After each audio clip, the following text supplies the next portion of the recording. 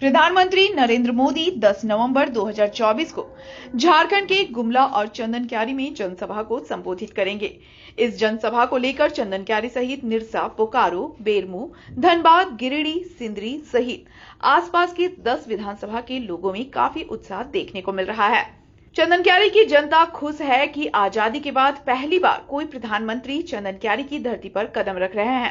उक्त बातें चंदनक्यारी विधायक सह नेता प्रतिपक्ष अमर कुमार बावरी ने प्रधानमंत्री के सभा स्थल पर आयोजित संवाददाता सम्मेलन में कही।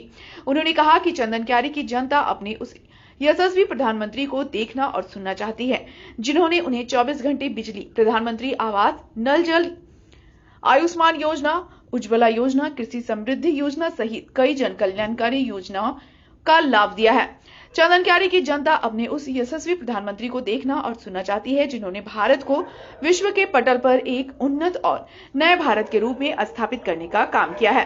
कश्मीर से धारा 370 और 35A हटाकर उसे देश का अभिन्न अंग बनाने का काम किया है। उन्होंने कहा कि प्रधानमंत्री के चंदनक्यारी आने मात्र से ही यहाँ की राजनीतिक दृष्टिकोण में काफी बदलाव होगा। वैसे लोग जो इस भ्रम में थे या हैं कि झामुमो, कांग्रेस और राष्ट्रीय जनता दल के गठबंधन की पार्टी उनका भला करेगी, उनके आंखों से पट्टी हट जाएगी। नेता प्रतिपक्ष ने मीडिया के माध्यम से चंदनक्यारी सहित आसपास के सभी विधानसभा क्षेत्र के लोगों को प्रधानमंत्री के इस जनसभा में आने का आमंत्रण भी दिया।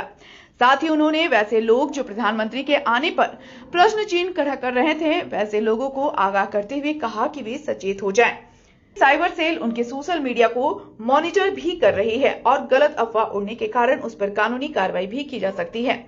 उन्होंने कहा कि चंदनक्यारी की जनता इतिहास बनाने को तैयार है। यहाँ की जनता के साथ वोट बैंक की राजनीति करने का काम किया। चंदनक्यारी में भी एक इंजीनियरिंग कॉलेज खुल सकता है, जहां से बच्चे उच्च शिक्षा प्राप्त कर अपना भविष्य संवार सकते हैं। यहाँ छौ नृत्य का अनुसंधान केंद्र भी खुल सकता है, जहां से प्रशिक्षित होकर छौ नृत्य को अंतर्राष्ट्रीय स्तर पर पहुंचाया जा सकता है।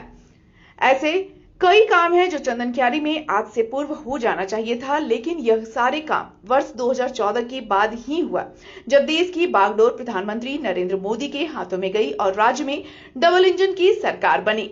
2019 में उन्होंने जितने भी वादे किए थे वह पिछले 5 वर्षों में कोई भी पूरा नहीं हो सका। उन्होंने गरीब परिवारों को 72,000 सालाना और 2,000 प्रतिमाह चूल्हा खर्च देने का वादा किया था। यह सारे वादे झूठे साबित हुए। एक बार फिर यह सरकार अपनी झूठ की घोषणाओं के साथ जनता के बीच जाना चाहती है। इस बार 23 नवंबर को उनकी विदाई तय कर दी गई है।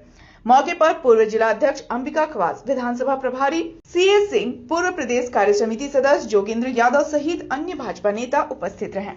सिर्फ चंदहा का नहीं, पुंडरू का नहीं, झारखंड के अंदर जितने भी अवैध मदरसे हैं, मस्जिदें हैं जो बन करके तैयार है, जो झारखंड मुक्ति मोर्चा दहाड़ मार के कहता है कि CNT SPT को लागू, CNT SPT आपने नहीं हो तो आजादी के पहले से लागू है, उसका रक्षा करने का भार आपके ऊपर है। लगातार उस पूरे संथाल प्रनाथ क्षेत्र में 7-7 बार 8-8 बार लगातार झारखंड मुक्ति मोर्चा एक विधानसभा में प्रतिनिधित्व करता है। बावजूद उसके उस क्षेत्र में डेमोग्राफी का इतना बदलाव कैसे हो गया? आज आदिवासी क्षेत्रों में, जनजातीय क्षेत्रों में कैसे अवैध मदरसे और अवैध जो है मस्जिदें बन गई? आदिवासियों की जमीन पर कैसे बन गया? इन सारे अवैध मस्जिद, मंदिर, अवैध मदरसे, ये सारे अवैध मदरसे मस्जिदों का जो भी CNT के जमीन पे, SPT के जमीन पे बन के रखा है, ये सारे लोगों को बांग्लादेशी घुसपैठियों के चिन्हितीकरण के बाद उनके भी उखाड़ करके बाहर फेंकने का काम भारतीय जनता पार्टी करेगी और चंदहा का भी सॉल्व हम ही लोग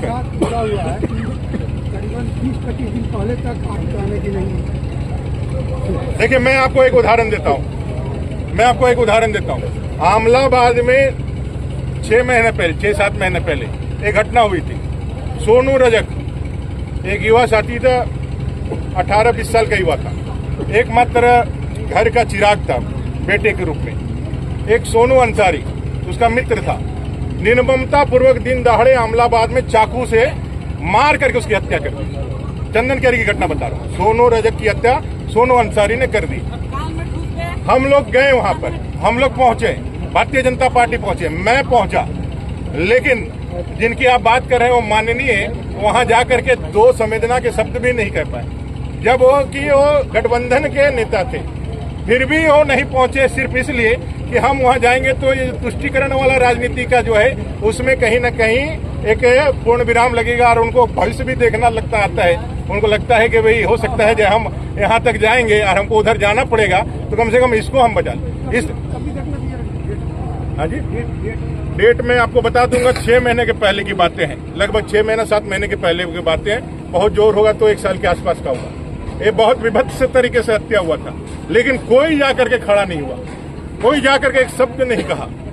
भाई इससे ज्यादा दुर्भाग्यजनक क्या बात हो सकता है कि आप वोट बैंक की राजनीति के कारण, आप तुष्टिकरण की राजनीति के कारण न्याय, अन्याय, धर्म, अधर्म और कानून, इसके सारे चीजों को तिलांजलि दे देते हैं। आपके लिए सिर्फ महान आपका वोट बैंक है, उसके लिए नतमस्तक बने रहिए। उसको ना पानी चाहिए, ना बिजली चाहिए, ना सड़क चाहिए, उसको खाली रहने के लिए, शरण देने के लिए आप जगह दे दीजिए। बाकी चीजें तो खुद कर लेगा, वो लैंड जिहाद, लव जिहाद, वो सारा करके वो खुद बना लेगा। उसको तो कुछ चाहिए नहीं, बस इनको वोट देकर इनको भी क्या चाहिए, इनको एक सत्ता चाहिए जो दोनों हाथों से लूटे, दोनों हाथों से लूट करके अपना तिजोरी भर के, यदि झारखंड में चीजें गड़बड़ा के खत्म भी हो जाएंगे तो निकल लेंगे, चले जाएंगे कहीं विदेश और कहेंगे कभी झारखंड में आदिवासी रहता था।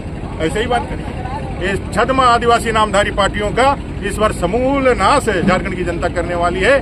झारखंड को बनाया है भारतीय जनता पार्टी ने, झारखंड के विकास की गति भी आगे बढ़ाने का काम भारतीय जनता पार्टी करेगा और इस सुअवसर पर करेगा जब धरती आबा बिरसा मुंडा जी की 150वीं जयंती 2025 में।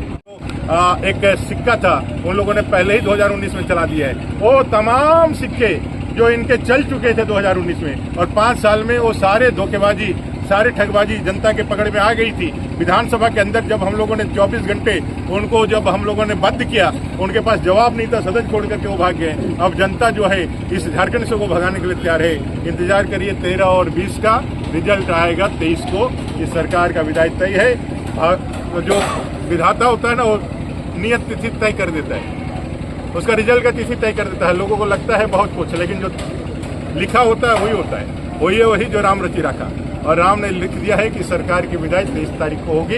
ये जनता विरोधी सरकार, ये अत्याचारी सरकार, ये दुष्कर्म और हत्याओं को बढ़ोतरी करने वाली सरकार, हर दिन 5 हत्याएं, 5 दुष्कर्म की घटनाएं, रूपा तिर्की, संध्या टोकनो, अपने कई एक आदिवासी जनजातीय महिलाओं का अत्याचार करके निर्ममता पूर्वक हत्या कर दिया, लेकिन सरकार के कानून जू तक नहीं रहे। ये आदिवासी अस्मिता की बात करते हैं, उनके घर के इज्जत आबरू पर उनका कोई ध्यान नहीं है।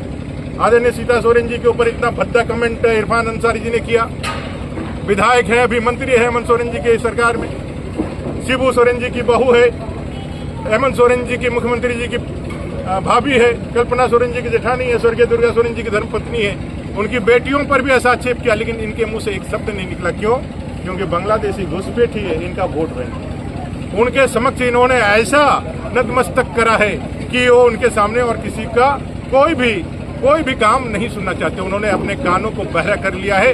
वो उनके सामने ऐसे नतमस्तक हो गए हैं, जो अपने घर के इज्जत आबरू की रक्षा नहीं कर सकता है, जो अपने घर के आदिवासी माताओं बहनों की रक्षा नहीं कर सकता है, तो झारखंड और चंदन क्यारी की जनता की रक्षा क्या करे?